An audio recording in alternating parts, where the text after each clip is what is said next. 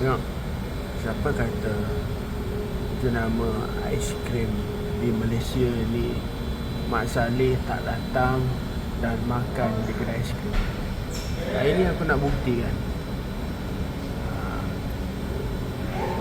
Dia make sense ni, itu nama Malaysia ni, tapi Mak Saleh ni datang untuk makan di kedai aiskrim.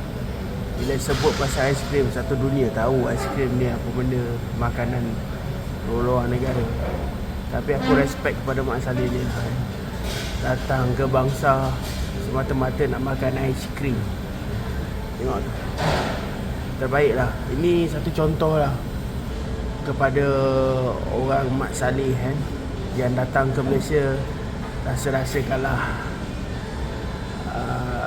buatan made in Malaysia. Assalamualaikum.